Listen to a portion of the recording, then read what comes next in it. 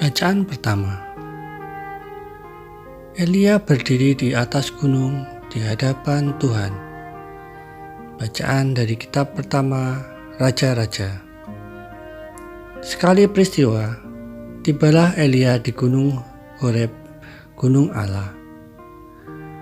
Maka bersabda Tuhan kepadanya, "Hai Elia, keluarlah dan berdirilah di atas gunung di hadapan Tuhan." Lalu Tuhan lewat. Angin besar dan kuat membelah gunung-gunung dan memecahkan bukit-bukit batu mendahului Tuhan. Namun Tuhan tidak berada di dalam angin itu. Dan sesudah angin itu datanglah gempa. Namun dalam gempa pun tidak ada. Sesudah gempa menyusullah api. Namun Tuhan juga tidak berada dalam api itu. Api disusul bunyi angin sepoi-sepoi basah. Mendengar itu, segeralah Elia menyelubungi wajahnya dengan jubah, lalu keluar dan berdiri di depan pintu gua. Maka terdengarlah suara yang berbunyi, "Apakah kerjamu di sini, hai Elia?" Jawabnya, "Aku bekerja segiat-giatnya bagi Tuhan, Allah semesta alam, karena orang Israel telah meninggalkan perjanjianmu. Mereka telah meruntuhkan mezbah-mezbahmu dan membunuh nabi-nabimu dengan pedang. Hanya aku seorang dirilah yang masih hidup, dan mereka ingin mencabut nyawaku." Maka bersabdalah Tuhan kepadanya, "Pergilah, kembalilah ke jalan yang sama melalui padang gurun ke Damsyik. Sesampainya di sana, engkau harus mengurapi Hazael menjadi raja atas Aram. Juga Yehu, cucu Nimsi, haruslah kau urapi menjadi raja atas Israel. Dan Elisa bin Shafat dari Abel Mehola harus kau urapi menjadi nabi menggantikan engkau." Demikianlah sabda Tuhan. Bacaan Injil. Pembacaan diambil dari Injil Matius bab 5 ayat 27 sampai dengan 32. Barang siapa memandang wanita dengan menginginkannya, dia sudah berbuat zina di dalam hatinya. Inilah Injil suci menurut Matius. Dalam khotbah di bukit, Yesus berkata, "Kalian telah mendengar sabda, 'Jangan berzina.' Tetapi aku berkata kepadamu, barang siapa memandang seorang wanita dengan menginginkannya, dia sudah berbuat zina di dalam hatinya.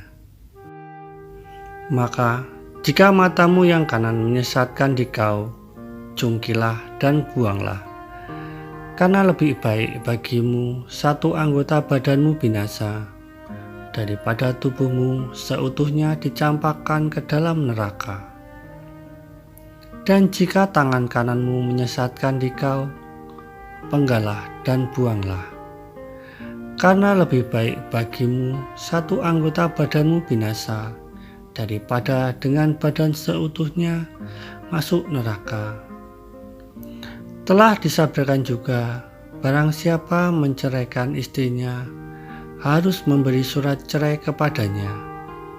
Tetapi aku berkata kepadamu, barang siapa menceraikan istrinya kecuali karena zina, dia membuat istrinya berzina. Dan barang siapa kawin dengan wanita yang diceraikan, dia pun berbuat zina." Demikianlah sabda Tuhan. Renungan. Menjadi seorang Kristiani tidak cukup hanya dengan berperilaku dan berbuat baik. Akan tetapi, kita harus baik mulai dari pikiran dan niat kita.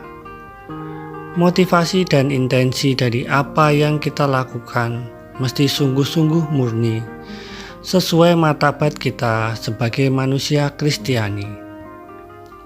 Maka tidak cukup orang memperhatikan hukum secara lahiriah, tetapi maksud dan tujuannya juga perlu menjadi nyata dalam pelaksanaannya.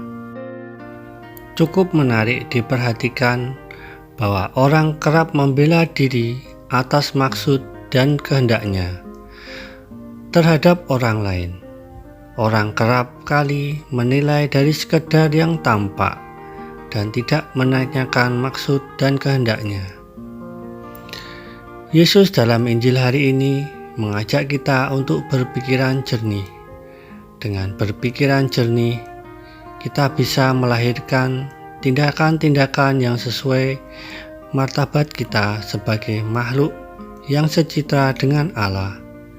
Mata, telinga, tangan, kaki, pikiran, dan seluruh diri kita mesti terarah pada kebaikan, kasih, dan sukacita, baik dalam hidup pribadi maupun hidup bersama. Dengan demikian, kita berpartisipasi atau mengambil bagian dalam misi Yesus menghadirkan sukacita dan harapan bagi dunia. Marilah berdoa. Tuhan, murnikanlah hati dan pikiran kami. Semoga kami mampu menggunakannya sesuai martabat kami sebagai ciptaan yang secitra denganmu. Jauhkan dari kami niat dan pikiran untuk mencelakakan orang lain. Amin.